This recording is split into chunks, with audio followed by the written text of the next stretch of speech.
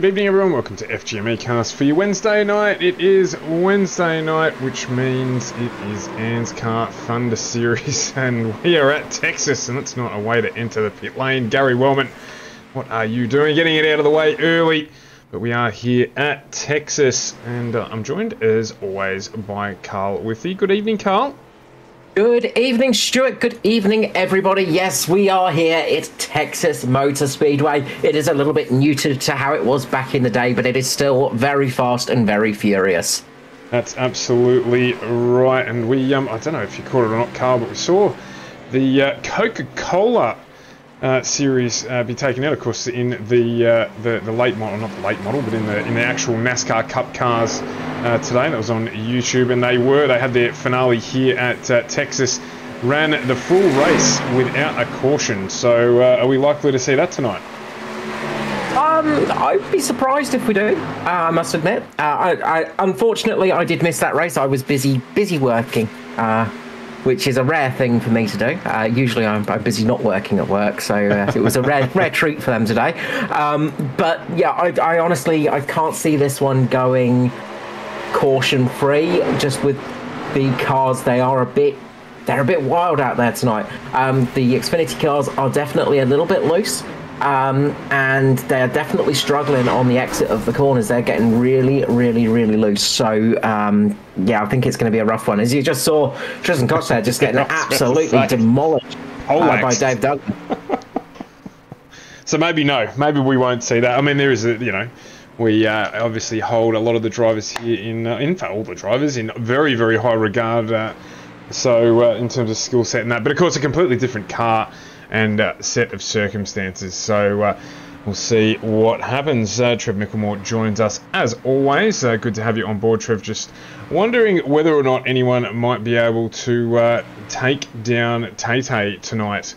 Whether or not it is the night that we see someone take a win. Hamish Gallagher being extraordinarily strong, and look, at the moment it is nothing different with Hamish out in front with a best of a 30.01 ahead of Joshua Carroll-Walden and Aidan Schultz, who equally is having an impressive run at the moment. Aidan, he's knocking on the door for a win, so maybe it is going to be his night tonight. Of course, Michael Skurlock back out there in the My Little Pony car. That car has been on the top step.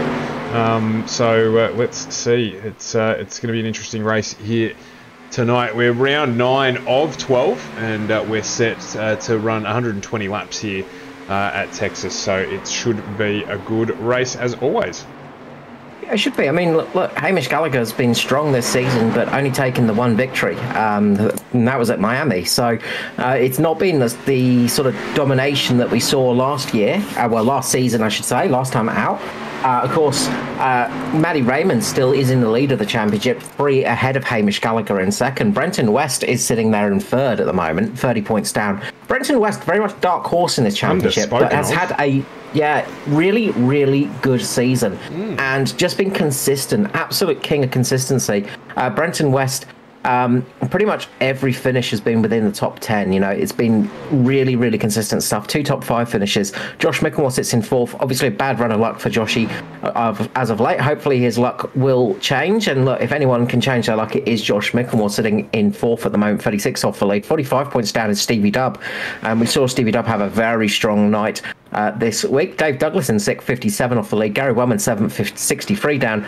8th is Matty Hunter. Again, a good season for Matty Hunter in 8th for 72 off the lead. 74 points down is Joshua Carroll-Walden, and 10th is Edward Foster, 76 off the lead. So it's pretty close up at the top between Gallagher and Raymond. But you got to say, Gallagher has been very strong, and Matty Ray needs a really good finish here tonight and needs to finish ahead of Hamish Gallagher.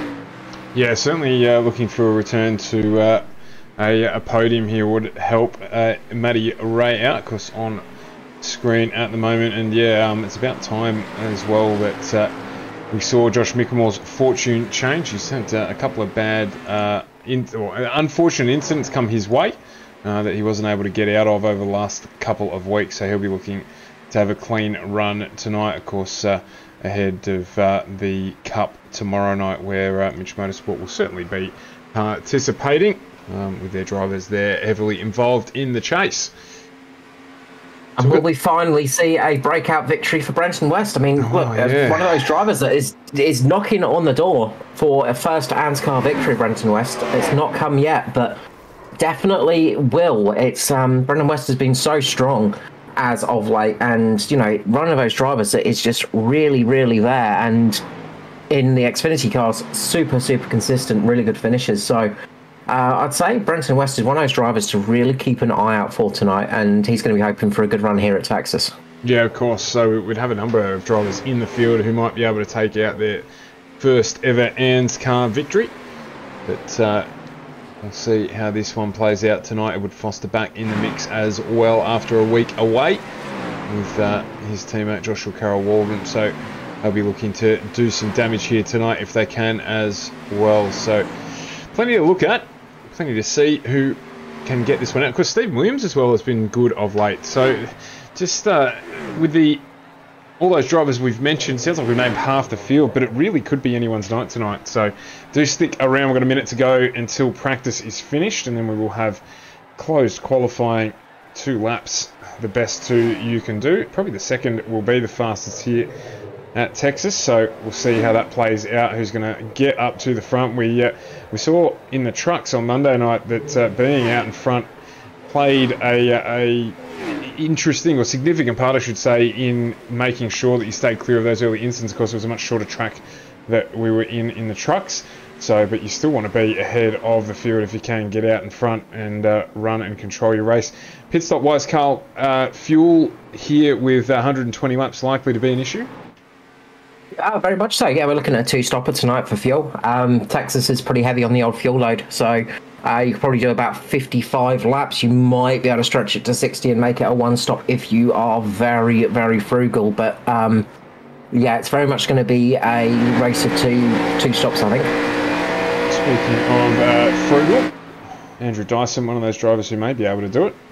Also has been one of the ones who surprised us in the past with a no-stop race strategy. Of course, not at a track like Texas, but we'll keep an eye on Daiso as well in the 041 DPR Simrigs.com sponsored entry as we're about to get into qualifying.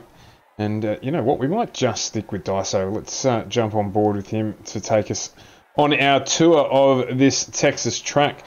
Carl, just an on-notice question, if you can, for those of us who aren't quite familiar with it.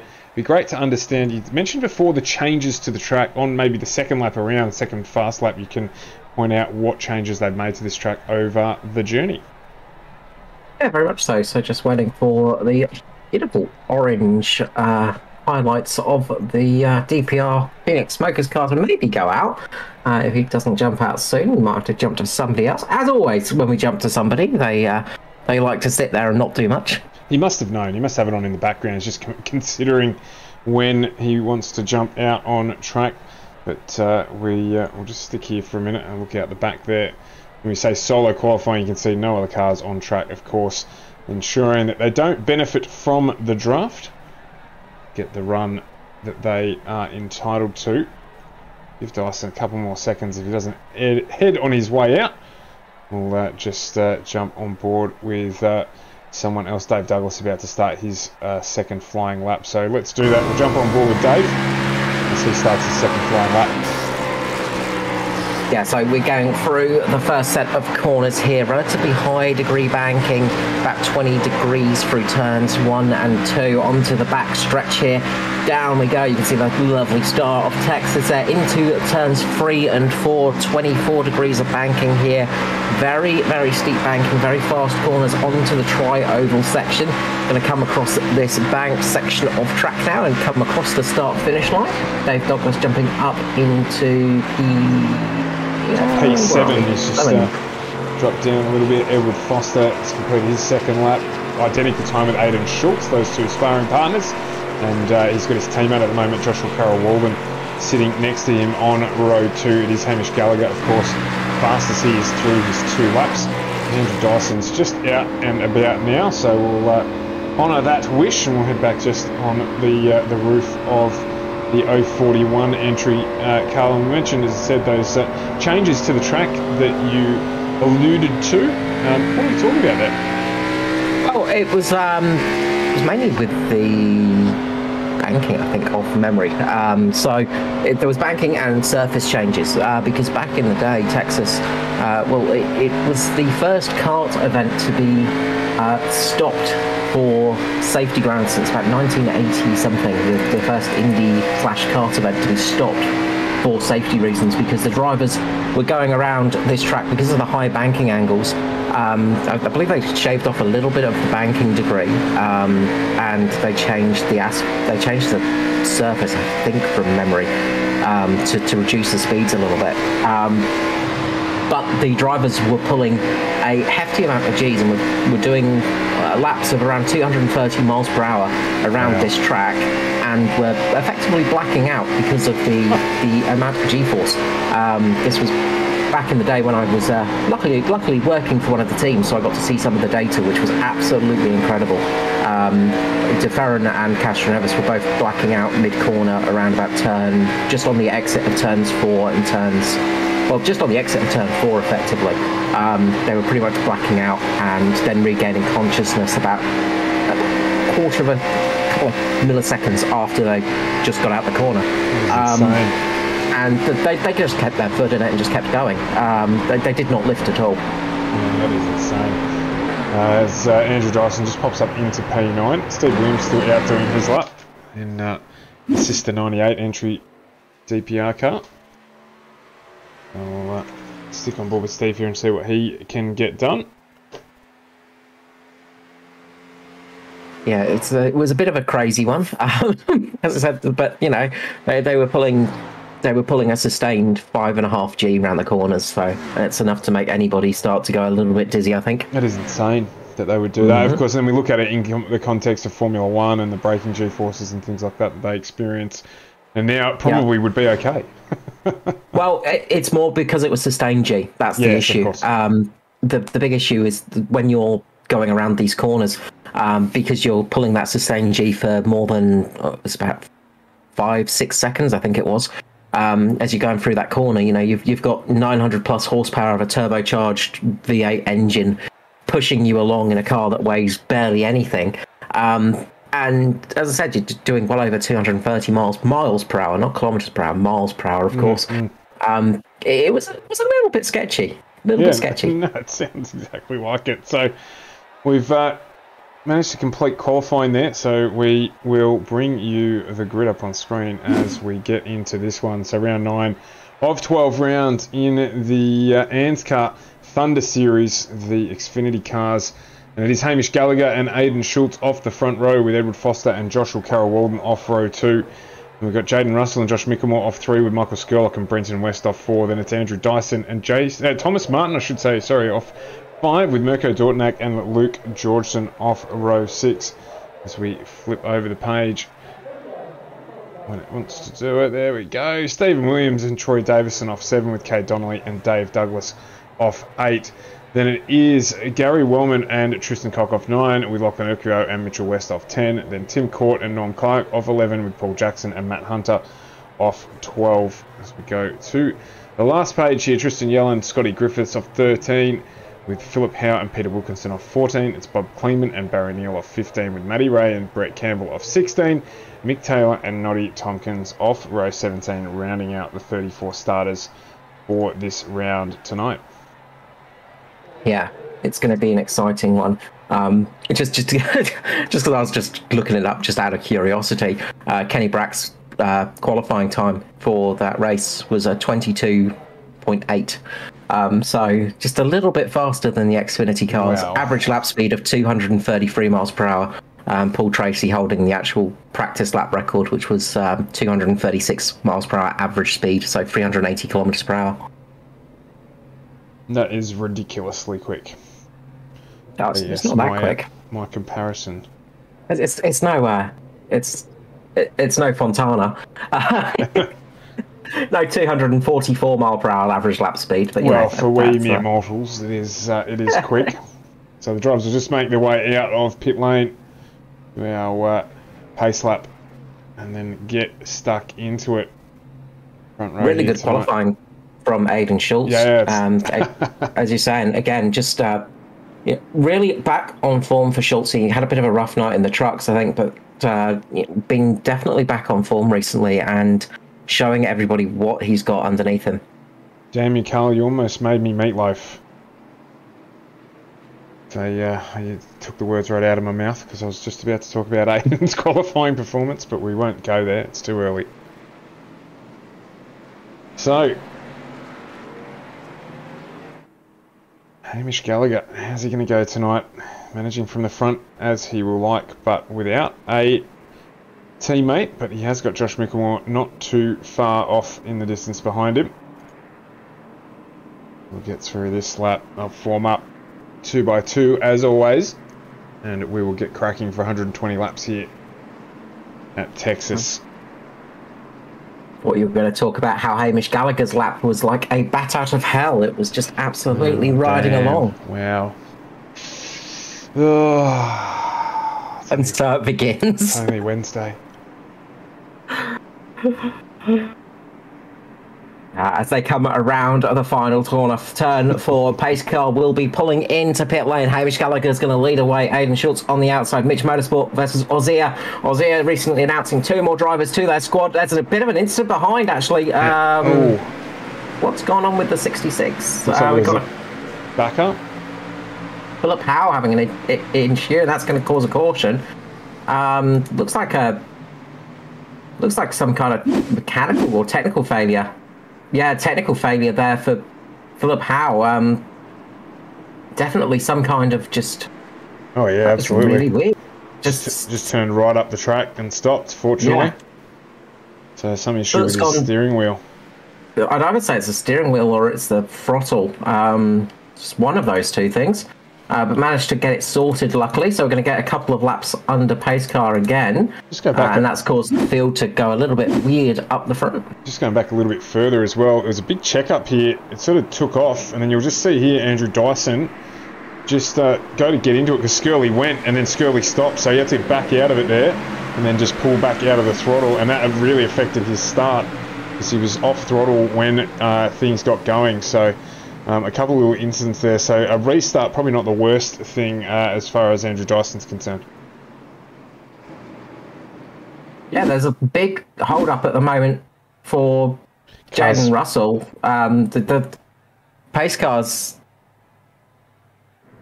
car is trying to work its way through, and there is cars are just stopped out on track at the moment, just trying to get the pace car there. That's just trying to let the car through because the order will be basically the order that they gridded up in. Because the caution came out basically as soon as the race started. So it should reset completely, I imagine, back to the order that we set up the race on. Yeah, it's a bit of a restart, a bit of a reset to everybody's mindset. As you say, Daiso was the one that got a little bit unlucky, but no damage that I can see to the front of that car. So no damage. I think they just very, very lightly brushed each other. Daiso just very gently rubbing the behind of Michael Skurlock there. Maybe getting a closer inspection of that pony with the camera in that very awkward position. Yeah, no, I didn't think there was any... No contact made. He managed to pull it up just in time, but that check up there at the start just... Skirley trying to anticipate when it was all going to go green, and sometimes it works, sometimes it doesn't, so no harm, no foul. It does. What this does do is it throws a little bit of an interesting one in for the old strategy game, because these couple of laps are going to mean that everybody will probably be able to make it for one stop now, because it was looking sketchy if they could make it one stop. So if it does go green, a lot of people will be able to just about make it on the one stop now, possibly. So you might see a few people rolling that dice and trying to do a single stopper out of this one. And I think you'll still see a fair few drivers doing the double. But you might see a couple of drivers just take the opportunity to do a single stop race now and see if they can get away with it. Well, we certainly didn't get away caution free. No, that's it. It couldn't have been eclipsed any earlier if we tried. Absolute blisteringly fast lap from Jaden Russell there, setting the fastest lap of the race of 1 minute 35 seconds. So wow, speeding behind behind the post track. That's no good. Paul Jackson taking the opportunity to come into pit lane by the looks of it. So just getting a little bit of a top up, not a bad idea. Down towards the back of the grid, probably a good idea to come in and actually get a little bit of a top up. Yeah, it makes sense, doesn't it? Yeah, so that could be a really good idea there. So wise move there. Just make sure he gets as much out as he can. Gives you those that extra lap or two just to try something a little bit different if we do get a long green flag race. Yeah, that's going to be interesting. So pace car will be coming in shortly, and we will be getting some green flag racing. Eventually, we will get a green flag start soon, and we will get to start the race, and we will get going here at Texas Motor Speedway here on FGM Cast for the Wednesday Night Thunder. Looks like we're going to get started again. Full start there. Just waiting. So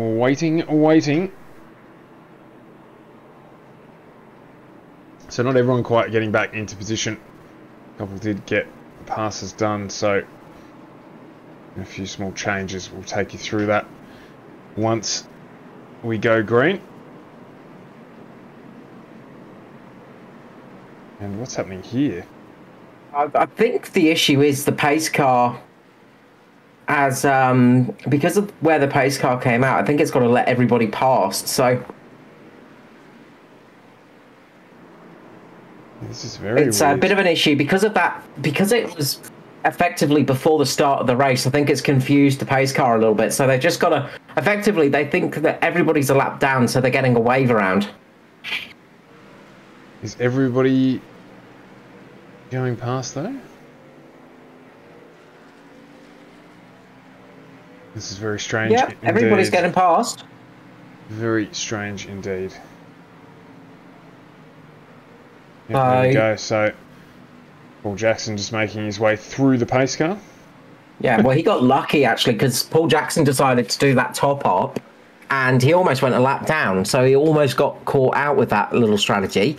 Barry Neal, I think, actually managing to get back on track.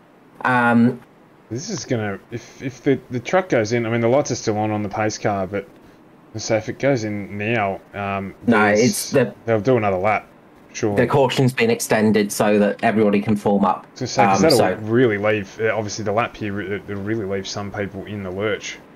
The rear of the field's just sort of compressing up now. No, that's all right. That.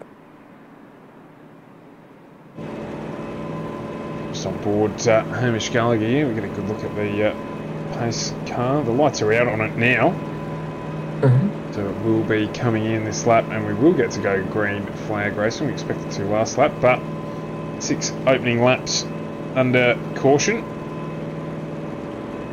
You just hear the Mitch Motorsport entry just idling along nicely to save fuel. Sorry? Mitch Motorsport entry just idling along to save fuel. Yep. Oh, we often see that with the old Mitch cars. They'll just do a little bit of an idle along, switch the old engine off, and luckily the good thing about a virtual racing car over a real racing car is they generally restart when you switch the engine off. That's one of the big problems when you're racing a full metal version of a car, is it tends to sometimes not want to restart. Steve Hoppett, thanks for the support there, Steve, and supporting the Aussie eSport guys tonight. Schultze up on the front row, so we get to support him as he has a crack here with Hamish Gallagher at the restart. We're going to get a single file restart, so it's going to be a single file start here at Texas Motor Speedway. A bit of an odd one for this start, but we are finally going to get the green flag falling. Away they go, and Hamish Gallagher does get a good start over Aidan Schultz. Good jump at the front. A little bit of carnage behind, as it looks like Dave Douglas has had a bit of a moment. So a few cars getting caught out a little bit further back, and because of that single file restart, quite a few drivers getting a little bit thrown off by that and getting caught out by the fact it was single file. A lot of them not used to that kind of restart, of course. No, absolutely not. I don't think we've seen that on the channel this year. So they are as unfamiliar with it, a lot of them, as I am. We have to explain the technicality behind that as we go yellow again.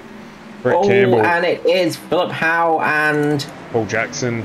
Paul Jackson. Campbell. I can see an ANZCAR as well in there.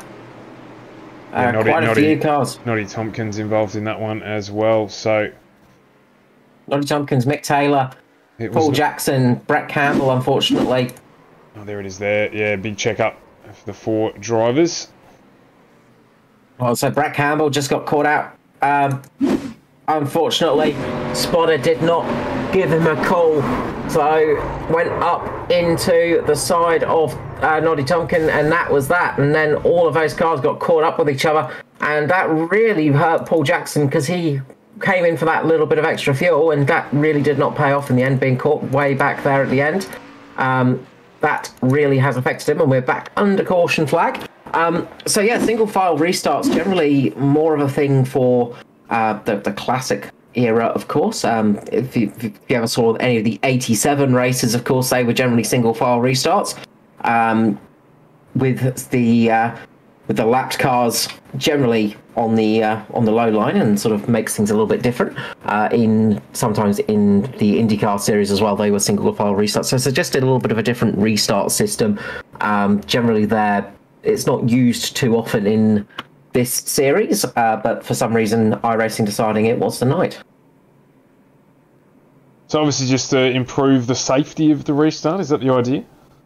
Yeah, generally just to try and make it so there's less chance of a little bit of an incident at that restart to stop collisions effectively. So it does make it a little bit less sketchy on the restart, let's say, but it does make it a little bit harder to pass, of course, because you're effectively running in single file. No passing before you get to the start finish line, of course. So you have to stay behind the car in front of you. But it does give good opportunities as well. The single file restart, if you can make them work, you can really make them pay off. But it is a very different skill indeed. Just looking throughout the field, Dave Douglas has really dropped off the pack, unfortunately. It looks like he may have missed a gear or something. So unfortunate for him. Good to see Tristan Yelland out there. So Tristo out there with the Motorsport Velocity Magazine Racing entry 23. Nice to see Tristo back in the field. Always a pleasure to have Tristan racing with us. Yes, indeed. Wilco's just decided he's going to roll down pit lane here. Looks like Mick Taylor's done the same, Dave Douglas as well, so they're getting some fuel.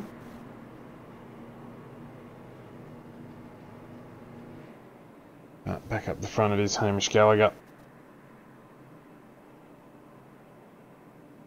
So we just have a couple of false starts here. Haven't really quite got the race underway. 10 laps into 120. So hopefully we can get a good period under our belts now. Surprised with 10 laps through that a majority of them haven't filed in to get that extra fuel car to commit to that single stop strategy.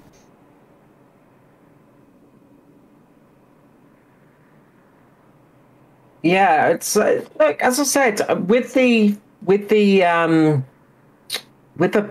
safety car, it means it's going to be a single stop race. So it does it does make things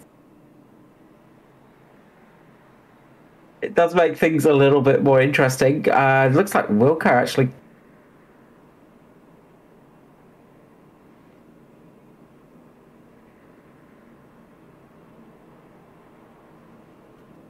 You there, Carl?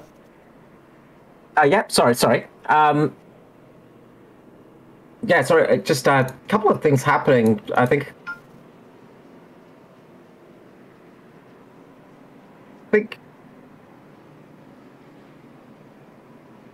Yeah, there's a few people that got caught out, I think. So, unfortunately, Peter Wilco got caught, I think, possibly speeding in pit lane, so he might be coming down for a bit of a drive-through.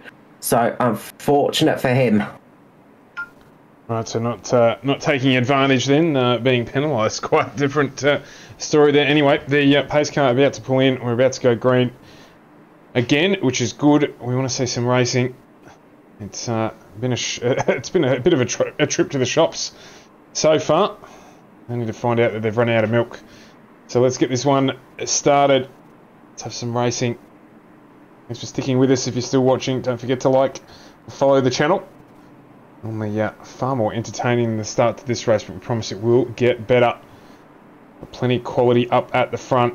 Just need some good, clean running, so let's get it happening. Yeah, it's going to, as I say, this is going to make it a very interesting race. So we'll see how this one goes. And we're back to dual side-by-side action. We're going to get a proper start. And we're going to go away. Hamish Gallagher leads away in the 13.52 on the outside of Aidan Schultz. Who's going to get the jump here? Good start for Hamish Gallagher. Aidan Schultz a little bit more on it this time. Good start from those two. The touring cars of JCW and Foster just sitting behind them. You can see Jaden Russell trying to make a move on Foster. So, sorry, on JCW. Jaden Russell making a good move at the start there. Yeah, absolutely. There's a little bit of a slow start from Brenton West, a little bit further back in the pack. He's paid the penalty for that. But it is Edward Foster who moves up a position on Aidan Schultz, and Schultz has got Jaden Russell down the inside as well. So got to make a decision here. As Russell hits the apron, it pushes him a little further up than he would be comfortable with, and that's just slowed him out of the corner. So Schultz is going to close that position out, and it will be Gallagher from Foster, Schultz from Russell, Joshua Carroll Walden just in the back with Josh Mickelmore getting underneath him as well to join in this chain. So Carroll Walden left a little bit high and dry here at the moment. And Mickelmore looks, Schultz getting to the wall. Schultz, he just clips that wall slightly, a little bit of a wrinkle on the front of that car, and that's going to unsettle him quite a lot. And you can see JCW got caught out big time by that one behind him. He's just dropped behind Thomas Martin, and now Andrew Dyso is right on him with Michael Skurlock. So watch out for those guys. Look out for Meko Dortnack as well, who's having a good charge through the field. Yeah, Dortnack there just behind Michael Skurlock. So Dyson here's got Carroll Walden on his right rear quarter. Trying to close that out if he can, and it just looks like there the 071 of Thomas Martin just slowed up a little there, dropped back, just affected Dyson's run out of the corner, but he has managed to move up now in front of JCW as well as this chain starts to sort itself out. Up at the front, Hamish Gallagher has got Edward Foster on his heels. Foster's broken a little bit away from Josh Mickelmore. That will change, you would imagine, with Jaden Russell right behind Josh Mickelmore as well as they come into picture there. So yeah, I think Thomas Martin just had the car just break away a little bit. These cars are tough to drive around Texas. It's one of the things, I was actually listening to the Locked On podcast today. Just got dropped today, and I was listening to Braden Martin having a bit of a chat about it, and he was talking about just how much it hurt his shoulder racing in the ovals for the first time. Didn't realise just how hard it actually was and how tiring it was. So, you know, it's experienced driver there, experienced sim racer, absolutely getting caught out by the physicality of oval racing. It is one of the harder things you can do. It's an interesting point. I always find myself, if I actually, when I eventually do race it, when I do oval track racing, I end up leaning into the left of the seat and just sitting into the left-hand corner of the screen. So it certainly is a different way of sim racing, that's for sure. As Timmy Court there just loses a place to Scott Griffiths, making his way through. Just jumping underneath. Up to the front, Stuart, the 53 is making a move on the 13 at the moment, trying to get past, but getting a little bit high, and that's going to give Josh Mickelmore the opportunity. The Mitch cars are trying to make a move for first and second at the moment. Foster desperately trying to stop that from happening, but might lose a position to Josh Mickelmore and may lose another to Jaden Russell as he's trying to make a dive down the inside. Russell making the move here. It looks like Foster may have just burnt up his tyres a little bit running that high line for so long. Sitting side by side with Hamish Gallagher, and is now just struggling a little bit. Maybe just overheats those tyres just slightly. Yeah, he's just trying to keep out Jaden Russell at the moment. There's Mitch Motorsport 1-2 at the front now. Gallagher and Mickelmore racing for the lead. Mickelmore looking for a way past underneath Hamish Gallagher. Looks like he's going to get it done. He does. Yeah, a little bit of team play, I'd say there. Definitely sounded like a little bit of a lift for Hamish there. Those two just running a little bit and not racing too hard at the moment, but I'm sure that will change as the race unfolds. It just sounded like Hamish had a little bit of a lift there. So Mickelmore getting out in front and is going to become the heir to Gallagher's Greyhound. Michael Skurlock now making a move underneath Joshua Carroll-Walden. Looks like he's got that done and closed it out. So he is now in pursuit of Thomas Martin and Andrew Dyson in front of him as this pack continues to compress now. You can see not a lot of room all the way down to Matty Hunter in 21st position. No, it's pretty compressed at the moment. Through the field, as Daiso's making a bit of a move on Hayden Schultz right here. Daiso making a big lunge down the inside, the 041. Getting a move almost done there. Schultz just having to lift off just to let him through. Damage on the right front, probably just hurting Hayden a little bit right now, just causing him a little bit of grief. Thomas Martin now just sitting in. We've got a car off in the background. Big instant, we're going to get a caution. It is Tristan Cock and Dave Douglas. That is the end of Tristan Cock's night, and I think it's the end of Dave's as well. Wow, big crash there. You can see Tristan with not a lot of that car left. And that is going to be all she wrote. Let's jump back and have a look at it. Yeah, one of the SRMs getting caught up in that as well. I think it may have been Maddie Ray. So Maddie Ray getting caught up. You just see there flying down the bottom of the field as Double D just gets launched up into the barrier. Matty Ray slamming on the anchors, tries to avoid it as much as he can. Avoids some damage to the front, but does get a lot of damage to the side and the rear. That's going to put some big suspension damage on that car, I'd say. That thing is going to be crabbing a fair bit. Somebody on board Barry Neal here as he came through this one. Let's have a look at how close he gets to being caught up in all this. Just manages to make his way through there, so a lucky escape for him as the field piles into pit lane. Yep, all going to jump into pit lane now for those fresh tyres. I think it's that sort of time. Joshua Carroll-Walden does stick it out, as well as Mirko Dortnack and Luke Georgeson. So a few people do stick it out and are trying a slightly different strategy at the moment. Not a terrible call. I mean, Texas is not traditionally a super hard on the tyres.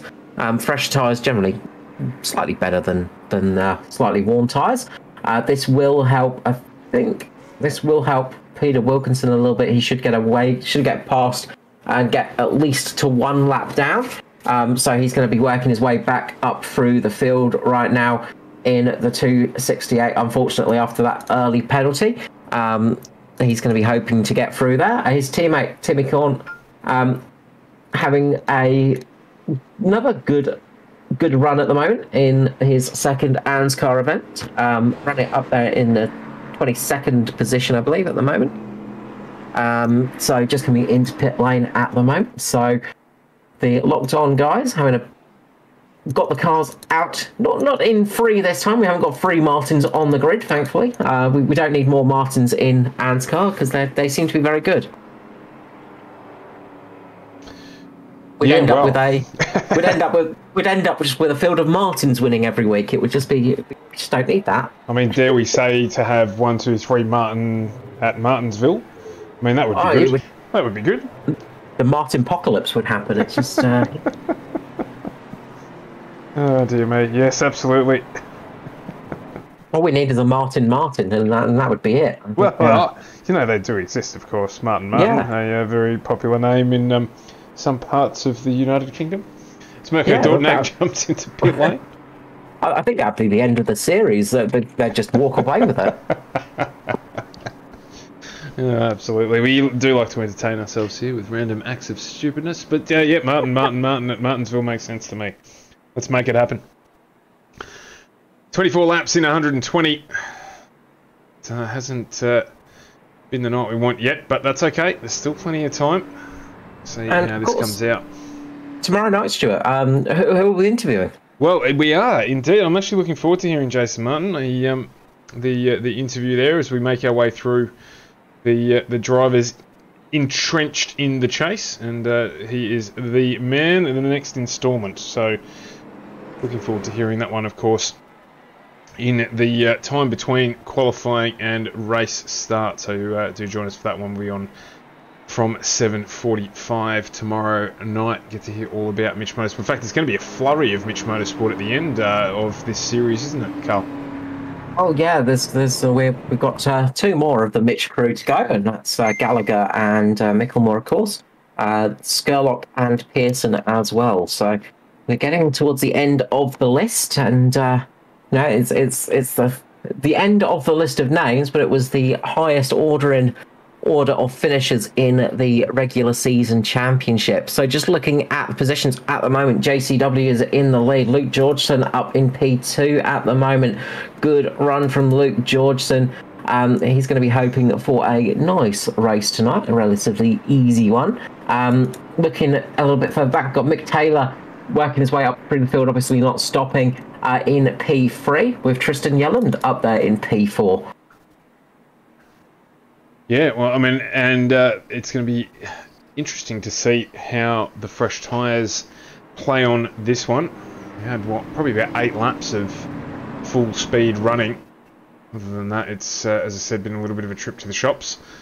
So, shouldn't be a massive difference, you wouldn't think. What did we do? We've done 14 laps under pace car? I think so, yeah. So... you know, yeah, they are new, but I mean, the tyres were only 8 laps old. Remember, Mick Taylor has stopped as well, so Mick Taylor has got some slightly fresher tyres on from the other leaders. So he came in after that little bit of an incident earlier on. So Mick Taylor on some slightly newer tyres. The thing is now just to not spin up too much on this restart. So JCW is going to lead away for Natari. Luke Georgeson on the outside, and away they go. Good start for JCW, gets away nicely there. Meanwhile, looks like Mick Taylor's just moving up the line a little bit, trying to get out the way of the leaders, trying to get sitting up on that high line because he knows he's not got the speed. Just gets out the way pretty quickly there of the massive pack. Luke Georgeson, though, is the caught in the bottle right now, as Thomas Martin just gets a big snap of oversteer on the exit, manages to save it. Keeps that car in the running for the moment, but a couple of cars getting a little bit sketchy now. Of course, they're on cold tyres, a lot of the field. You don't get much heat in them through that pace car period, so it does take a little bit of time for these cars to get up to temperature and get into an operating field that is not horrible to drive in. And Texas is one of those tracks that is very fast, very, very quick corners. You do have to lift off a little bit, but when you go in there first time, Gary Wellman round. And we're going to have another caution. Oh, both West into each other. Brenton and Mitchell West into each other as well. So that's a lot of cars. I could see Aiden Schultz also caught up in that one. There was a lot of vehicles caught up in that. It's like a 5-car meat sandwich, that one. That's all compressed. Mick Taylor. Go back I think that might be the end of Aiden Schultz's night. Scotty Griffiths as well got caught up in that one. Scotty Griffiths relatively unscathed through that. Who's that? Brenton West got caught up Brenton in it as and well. Mitchell West. Both got caught up, yeah. As I said, Schultzy there. Looks like Wilco just... no, that was Tim Court, just caught the outside there. And then here is this bunch up. Mirko Dortnak got caught up on the wall. And it all sort of just... compressed out of that into this little sandwich of cars that we ended up with at the end. Scotty West involved. Scotty Griffiths involved in that one too. So a large number of cars damaged in that incident. Yeah, that's a lot of fast cars as well. That's the big thing. There's a lot of fast cars that are now caught out in this one. All those drivers that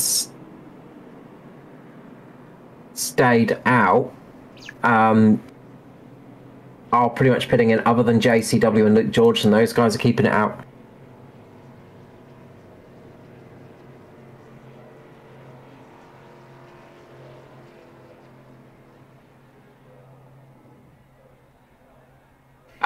So yeah, they're definitely a lot of cars caught up in that, and that has championship implications as well. Brenton West obviously sitting P3 in the championship. He is going to be wanting to try and get that car back out there and onto track relatively unscathed. I was about to say, I was just having a quick look through the field there. I'm not sure how many of those drivers are going to get back out. Oh, Mick Taylor and Tim Corn had a little bit of a coming together. Tim Court just caught Mick Taylor as he went into pit lane, and those two just had a little bit of an accident in pit road. So Timmy Court just getting caught out by the Oval Series, and as I say, new to the series, Timmy Court. So unfortunate for him, and Mick Taylor having a bit of a rough night tonight. Welcome to the stream, Gail. Just saying that Monday Madness striking on Wednesday too. Absolutely, it is. Must be something in the water. Maybe that time of the season where things just get a little crazy. We haven't had much clean running yet tonight, but we will get there.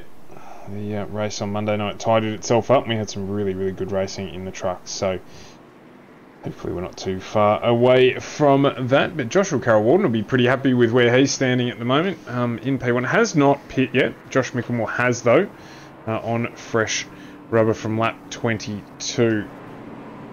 But we figure we've only done around about 10 laps of racing on the original set, so Luke Georgeson there as well. He was about to come under attack when the caution came out from Edward Foster and Andrew Dyson, who were moving through at a rate of knots, but not quite able to get that done before that caution did fly. Yeah, unfortunately, everything is bigger in Texas, and that includes cautions, apparently. So Texas having one of those nights. But this is one of the thing on oval racing is sometimes you will go weeks and weeks and weeks without a caution, and then other times you'll have a really, really rough night. Honestly, I'm not surprised. As I said, the track is pretty loose out there. Just cars are struggling for grip, and these Xfinity cars, of course, they run less downforce. They've got about 100 less horsepower than the Cup cars, but that's still, what, 700 horsepower from these V8 engines. You know, they are still very fast cars and very low downforce. They are very much unwieldy things. They're pretty heavy, and it's very easy for a mistake to happen, especially here at Texas, where the track does tend to get a little bit loose and the back end does tend to step out a little bit. Yeah, well, Peter Wilkinson on screen. He's not anymore. He was our biggest mover of the night, but that's dropped away. His cars have reset, so now it is Matty Hunter up 9 positions. He is our biggest mover so far as we're waiting for things to go green. Luke Georgeson as well, up 9 positions as well at the moment, up in P3, and Lachlan Oakio as well. Peter Wilco would have had to drop down to the end of the line because he was the lucky dog. So he got back on the lead lap at least. That's the main thing, and he's got a clean car. So that's the important thing for him at the moment, is just to keep his head down, just keep out of trouble, because he is one of the few cars out there with very little damage. And if you can keep that car going, it could be in for a relatively good finish tonight here at Texas. As the clouds start gathering, it looks like a thunderstorm may indeed be happening on the Thunder tonight as those dark clouds roll in. Luckily, though, we won't have to worry about any rain. I do wish that randomly iRacing would just introduce rain and announce it by dropping it onto a race just randomly and seeing what happens, but I don't think ANZCAR would appreciate it too much on an oval. Some people like to watch the world burn, I guess. So as the pace car drops down, it will be Joshua Carroll-Walden getting us away. When will he drop the hammer? Josh Mickelmore is waiting, and they go. There he goes, gets away. Good start from Joshua Carroll-Walden there, and it looks like Andrew Dyson got a ripper as well behind Luke George, and he was looking for a way around. Couldn't quite find it. He's got up behind now Josh Mickelmore. That's going to help him find his way through as we get this one back underway. You can see there Dyson now up behind Mickelmore. Got Foster behind him as well.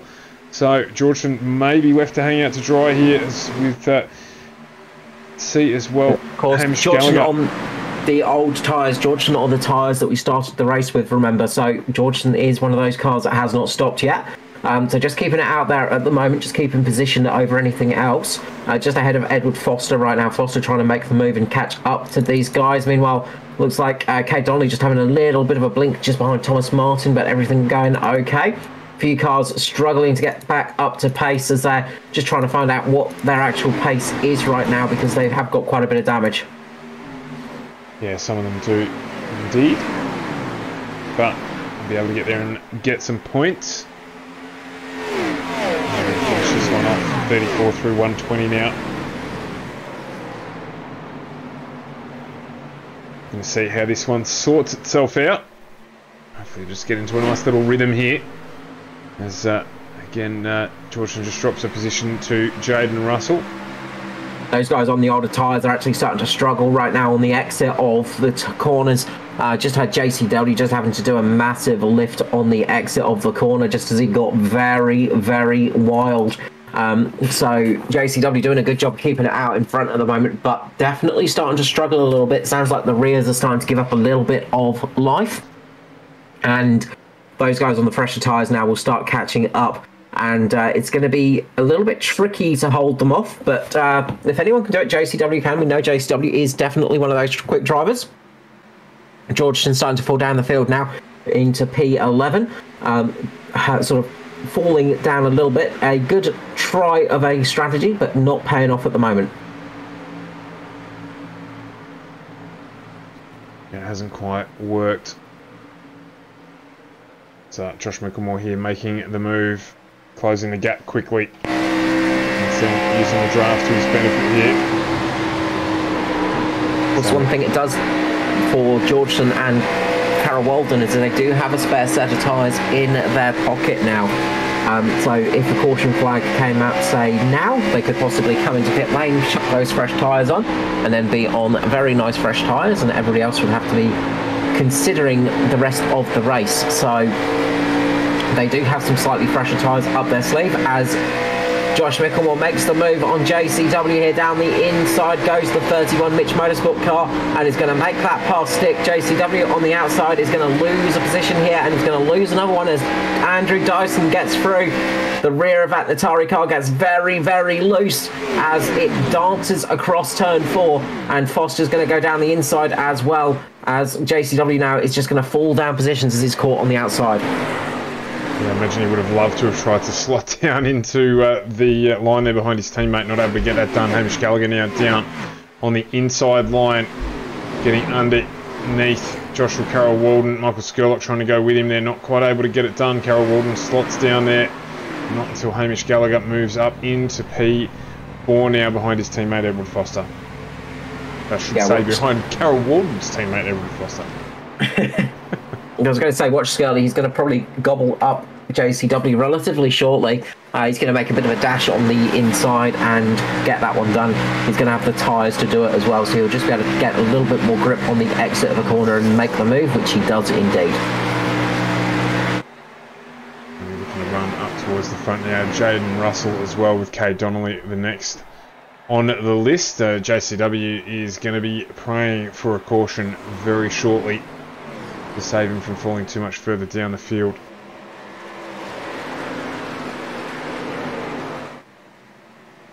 Of course, they are off strategy, so they could possibly look at coming in around about lap 66, 67, come in early if it's a long green period, and get the undercut on some of the drivers if we do get a long green period here.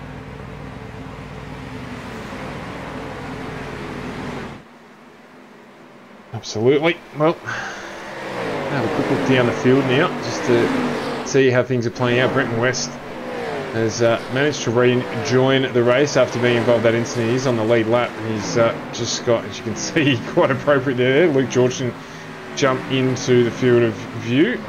This is for 16th position at the moment. A little bit further up, Lachlan Urquhart's got Troy Davison that he is battling away with. So Davison putting the pressure onto the back of the 42 of Urquhart.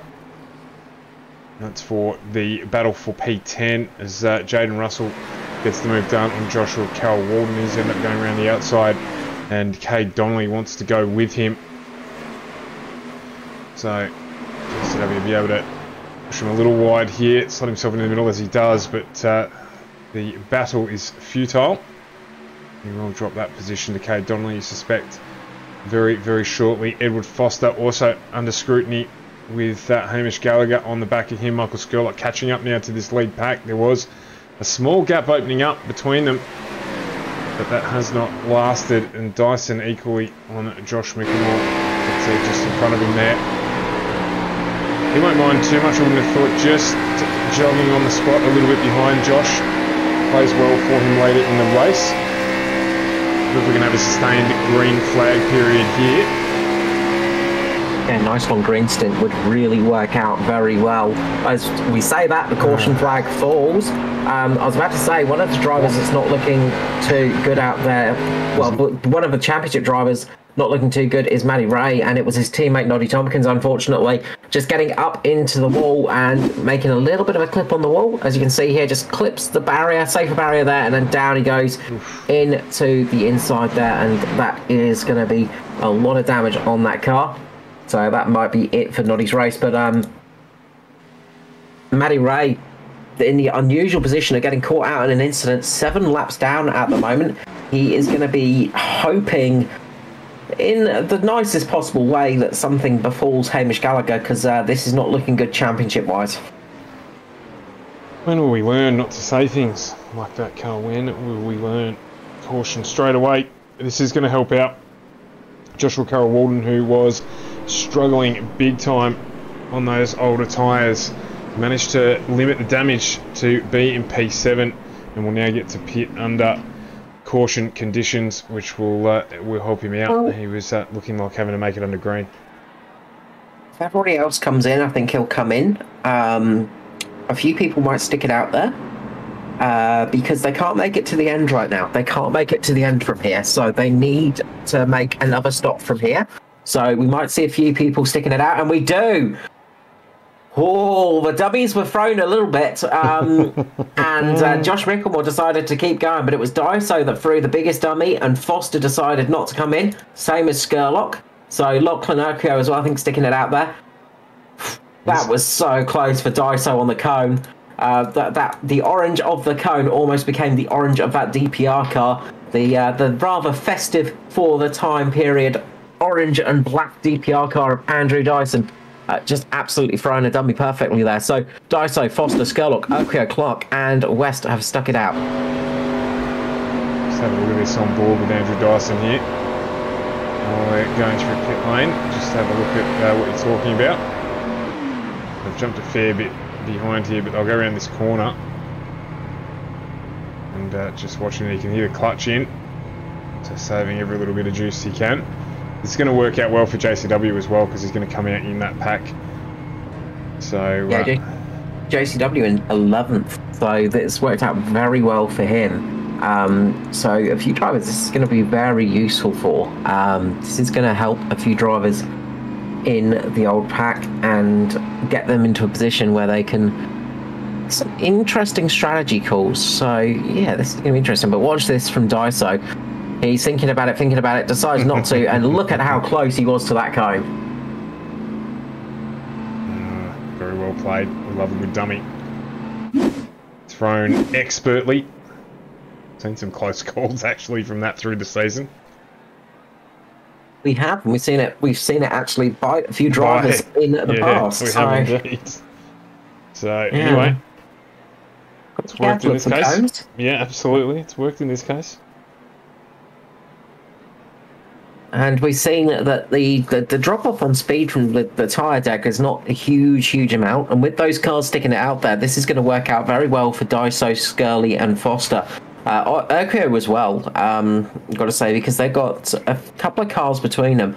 Norman Clark, Brenton West, and... No, just Norman Clark, Brenton West. Thomas Martin having a fantastic pit stop. Wondering if Thomas Martin took tyres. I'm going back to have a little bit of a look at this one. Because Thomas Martin has absolutely jumped a whole heap of cars, and I think Thomas Martin only took fuel. So Thomas Martin deciding to throw a bit of a different strategy and just taking the fuel, not taking the tyres. So Thomas Martin is on the older tyres as well, but he is fueled. So there is a whole heap of different strategies going on right now. We may not have had a clean race with, what are we on, the 6th caution now? Fifth. Fifth caution. But we are in for a treat tonight. It's definitely been a bit of a tricky one, but we are definitely in for a treat in this month of October. So with these mix of strategies, it's going to be fun. Tim Harris cheering on Timmy T. The Tims are definitely cheering on. So the other Tim cheering on Timmy Con. Well, after all that, Timmy, I have no idea who you are talking about at all, but it's all good. I was just looking down in the chat. It's Tim House on Facebook. Timmy, we were Tim's Martins. I'm all confused. Anyway, it's going to be There's too Daiso many this names time. these days. Absolutely, it's going to be Daiso at the front. 72 laps to go. 71 when we get back underway. Skirley's just lurking in the background. He's been doing that for the majority of the evening so far, so don't discount him, of course. The Skirlurking. Yeah, Skirlurking, the experienced campaigner Edward Foster on the front row for this restart as well. Josh Mickelmore not too many rows back off in the distance either, so still anyone's race. Dark Horse Brenton West gets back up towards the front. Want to look for his maiden win. So not quite halfway through the race yet, and it is anyone's race. Of course, Hamish Gallagher a little bit further back, JCW as well, after getting through their pit stops, so they'll be looking to make some moves. Our highest placed driver on fresh tyres is Josh Mickelmore, so look out for him as we go. And a good start there from Andrew Dyson. Minimised the wheel spin. Edward Foster did the same. In fact, everyone getting a really strong restart there. Thomas Martin just struggling a little. He's lost a position to Josh Mickelmore already, but other than that, at the front, it was very, very prompt from everybody and really, really good in terms of minimising wheel spin to get away to restart this race. Yeah, Thomas Martin, remember, is on the older tyres, so he's got fuel, but he did keep the older tyres, so throwing a little bit of a gamble there for track position. Trying something a little bit different, but Andrew Dyson does get a really good start there. Gets away nice and clean. Foster sitting in just behind him with Skirley. These guys are just going to want to not battle too hard and just just get a bit of a gap over those guys on the fresh tyres. They need to get away from Josh Mickelmore, who's trying to chase him down with Jaden Russell. I was about to say, who is already on his way. Jaden Russell moves out from behind Norm Clark, who is on the slightly older product as well, and they are moving. They're up onto the back of Lachlan Urquio very, very quickly here, and they are going Urquio aware as he tries to look for a way past Michael Skurlock. He's not going to be able to get that done.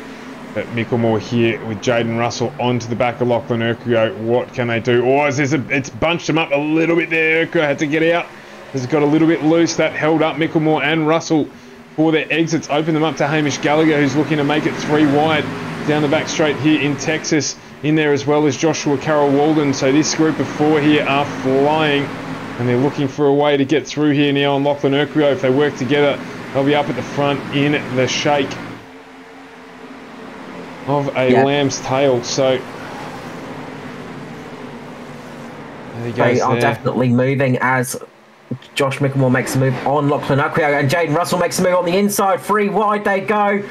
Urquio, the piggy, in the middle and gets absolutely porked by Josh Mickelmore, and Jaden Russell getting through there and past him. Hamish Gallagher now getting down the inside with Joshua Carroll Walden. Lachlan Urquio losing a couple of positions on those older tyres, but remember, everybody's got to stop again. Those cars out there right now who have stopped, who did stop in that last pit stop, I think are not worrying about tyre saving at all. They are just absolutely turning and burning. They are not worried about saving any rubber at all. They're just absolutely going for it hammer and tong, because they know they're going to have to stop again in about 10 laps time, 10 or 15 laps time to make it to the end. So if there's a caution in 15 or so laps, then everybody can make it to the end from there, while the rest of the field just have to ease those tyres in a little bit, because they know that they're going for a slightly longer duration. They're trying a slightly different action here. As Luke Traherne jumps into the chat, just questioning the farm references that we're using tonight. Luke, it's just where we're at, mate. It's been a bit of a barnyard fight, this one. It just seems to be appropriate, particularly given that we're in Texas, mate. Come on. That's it, and it's going to see who's going to win out in the cockfight and the pack at the moment. I'll tell you what, it's a fair old slaughterhouse back there. We better get off that one. We started out with Meatloaf and we've just fallen down the chimney. That is absolutely right. But Andrew Dyson, Josh Mickelmore now battling it out at the front, and Edward Foster trying to hold on, trying to stave off Russell and Dyson Gallagher. just tags the wall. Dyson just absolutely grazes the wall there. And that is not what you want. And Josh Mickelmore is just saying, I'm the cock of the walk. I'm going to get through and get past. Sails right past there. So he now moves into the lead on those fresh tyres. Jaden Russell now going to put the pressure on Dyson as well. Hamish Gallagher, JCW coming through.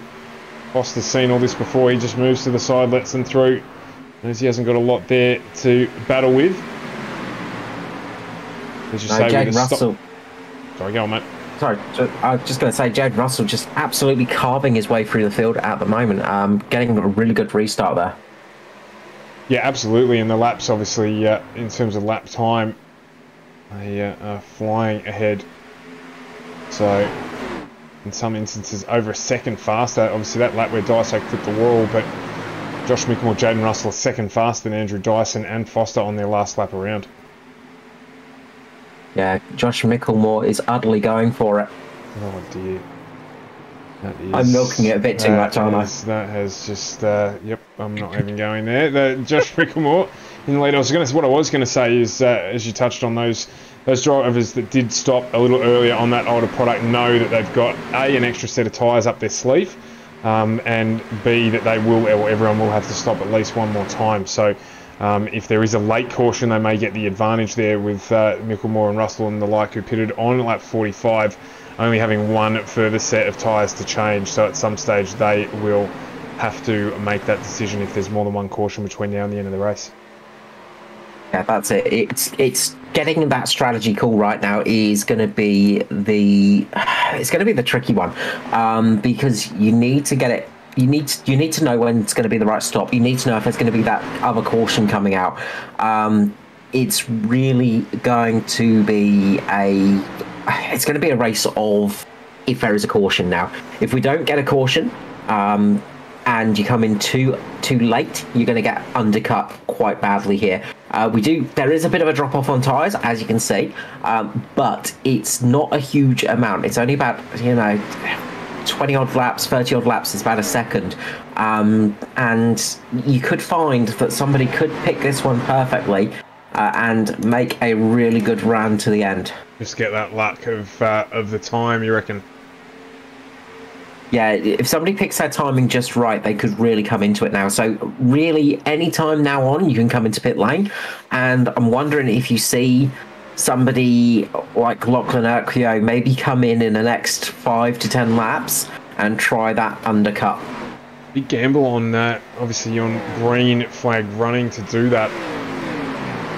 The pit lane transit time around about 45 seconds, and obviously with a lap time of just over 31 seconds, you will go a lap down if you don't get that. Obviously, you're going to get that back if the drivers do get to stop or have to stop again, but it is a bit of a gamble. Yeah, it really is, and this is where it comes useful having teammates sometimes. If you've got multiple cars up at the front, you can possibly use a sacrificial lamb to come into pit lane and try and get that strategy working for you. Yeah, absolutely. So we'll see how it plays out. If you have just joined us, we're 6 cautions deep tonight, which is unusual for ANZCAR. Halfway through the race, it is Josh Mickelmore who's leading. Jaden Russell, Hamish Gallagher and Joshua Carroll-Walden are your top 4 on fresh product out of the last caution period, which was restarted with Andrew Dyson and Edward Foster at the front of the field. They've dropped down a little bit on the older product, but still maintaining the gap there. We've got a couple of drivers, or a number of drivers, out of this race after a couple of huge incidents, but we are still here and still racing at Texas. It's round 9 of the ANZCAR Thunder Series, running the Xfinity cars here at Texas. So thanks for joining us as we go through the run on the second half of this race. Unfortunately, Scotty Griffiths might be out of this race. I think maybe the engine just pretty much overheating, and I think that was the end of it for him. He has had to take that one behind the pit wall. Meanwhile, Scully dropping down behind Cade, Donnelly now. So those guys on fresh tyres are making a bit of a run for it now. And as I said, you know, this is the beauty of having teammates up there, because if you look at Natari, they've split their cars a little bit. They got Joshua Carroll-Walden on that alternate strategy, who stayed out there for much longer, has only made the one stop as the caution flag flies. Out. Yeah, we just watching there. It looks like Mitchell West. Philip Howe caught with that one. So Philip Howe just gets... Big crash, and that's taken out a lot of field there. Philip Howe just absolutely, unfortunately, just losing a lot of speed from that damage, and was out on that outside and just gets caught as the cars get underneath him, and Timmy Corn just goes straight into the back of him. And yeah, that caught out both locked-on cars, unfortunately. Mitchell West taken out in that one as well. I think Lachlan Okio did get caught up in that a little bit, and one of the Atari cars as well. Luke Georgeson just missing out on that one. Yeah, one more here with Pete Wilkinson. He had absolutely nowhere to go. It just unfolded right in front of him, and he ended up just running straight through the pack. So nothing he could do there to get out of the way, but that's going to impact the front of the 268 Locked On Racing entry. You can see there Tim Court with no front bar as well, so they may struggle with engine issues. JCW, Dyson Foster all jumping into pit lane. That's an interesting strategy from JCW. Well, JCW, as I said, he's only had one stop, so he's got fresh tyres to burn. Micklemore, Russell, Gallagher, Davidson, Donnelly, they have all used their tyres. They've all used 2 sets of tyres. They've only got 1 set of tyres to use, so they can't afford to come in yet. They need to wait until about 20 odd laps to go before they can really burn those tyres, because otherwise they're going to get caught out at the end, while all those other cars have a fresh set of tyres up their sleeves. Yeah, which we did mention there after that last caution. AC Racing's just jumped in. Good evening, and just asked how the After Dark boys are going. Well, Luke Georgeson's just jumped in through pit lane, so he is going to come out on a fresh set of tyres and be able to getting very lucky with that last incident, in all honesty.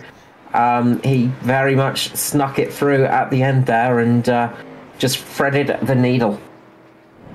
So, but unfortunately, that's about all the good news, I think, for tonight for the After Dark boys. So he's going to be able to be very competitive. We've just seen that the fresh tyres, about a 20-lap differential, which just coincidentally is what we've got here. Micklemore and the like stopping on the caution of lap 45, or now on lap 67. So those tyres will have lost their best days, and it's a good opportunity here for the likes of Daiso and JCW, Skirley and Foster, who lost out after that last caution period, to make that back up now. So things get very, very interesting from here. Do indeed. Brenton West coming into pit lane again to get some repairs, I think. Brenton West, 4th time through pit lane now. Not taking tyres a few times, just getting those repairs done on the 113, unfortunately. Getting caught up in an earlier incident, and quite a few battle damaged cars out there right now. Yeah, it's they just don't seem to be able to get out of the way when they're having these incidents, so they're ending up dragging in 4 or 5 other cars with them. So it ends up with a fairly battle damaged field, which we've got now. I think every car sort of 16th position and below has got damage of some sort or another, out of a field of 34 cars. I've got to say, it's another strong field here tonight. 34 entries for this series, which is good to see, particularly as we head towards the tail end of this season. Yeah, it's good to see a lot of drivers, and again, a couple of new faces, a couple of returning faces, a couple of people not having the best nights out there, unfortunately, but a couple of people having some good runs. It is good to see the returning drivers as well as the newcomers as well. As I said, it's something that is needed. We do need fresh blood coming into the series, because that's what makes things grow. It's one of the things that you do need in any sport, is fresh blood coming through, but also returning members and some returning fast faces, and it's always good to see because it shakes things up a little bit. Unfortunately, tonight we have seen a few cautions, but as I said at the start of the broadcast, this track has been one of those tracks that's it's a little bit tricky sometimes, and these cars were a bit tricky to get around here. Yeah, the herd can't grow without fresh calves, that's for sure. So, just waiting here, the lights are out on the pace car. Maybe Josh Mickelmore to get us away. Last restart was really strong from our lead pack, so will that be the same here again? Well, we've got a strong crop of drivers up at the front, so they are going to be fighting away, and they are on those slightly worn tyres, so he's just keeping an eye on them. True, yeah, that will make a bit of a difference for those who did stop, but just waiting, get this one back underway. Keep your eye on that low line with Andrew Dyson, Michael Skurlock and Joshua Carroll Walden. In fact, apologies, that was Edward Foster there. Couldn't quite pick the number up on the top of the car. As we're waiting to go green here, when will Mickelmore go? He's holding, and there he goes. And they're off and running. Another good restart there. Matty Hunter looking like he may have just got a little bit of wheel spin off the start. He's susceptible there to Andrew Dyson heading down underneath him. Mickelmore leads us away with Russell. Getting a good start too. Hamish Gallagher right behind him as the battling starts back in the pack. I'm going to just jump back here and have a look at it as Dyson gets under Cade Donnelly. It's the first of the victims on the slightly older product. Keep an eye on the pace here of Dyson as he tries to go round the outside of Davison here to rack himself up another position if he can get there. Skirley and Joshua Carroll Walden looking pacey up behind Cade Donnelly too as they're trying to fight their way through. Dyson just moves down onto that low line and he's going to get the job done. So next in his eyesight is Hamish Gallagher and our race leaders. That pace differential already showing through the traffic. Dyson half a second quicker on that lap than Hamish Gallagher. His tyres aren't even warm yet, so it is coming. Yeah, look, Dyson has been quick all night. He has been threatening all night long as well. And we've seen Dyson with some really, really good paces. Oh, Troy Davidson just gets caught by JCW. Manages to save the car there, but that's going to cause a check-up behind him. Good save by Troy Davidson. Yeah, absolutely. Did not want another caution period, to be perfectly frank. Not at this point in time. So some racing, so good catch there. Just a little bit of a bump from JCW. But nothing too bad as we're able to continue racing here. Michael Skurlock in the ascendancy as well. How's this gap? It's down to a 10th between Dyson and Gallagher. Dyson trying to go around the outside. Gallagher will make him work for it, but he may not have too many answers. And Dyson makes the pass stick. JCW looks to go round with him as well. As Dyson closes up now on Jaden Russell. Josh Mickelmore will be trying to check out at the front. We dare say that this tyre advantage is going to play right into the DPR 041 entry of Andrew Dyson. Yeah, Dyson is looking really good at the moment. Too. Look at how easy he can just turn it down on the inside with JCW there. JCW trying his best to get underneath Dyson. Really putting the pressure on. He's all over the back of him at the moment like a rash.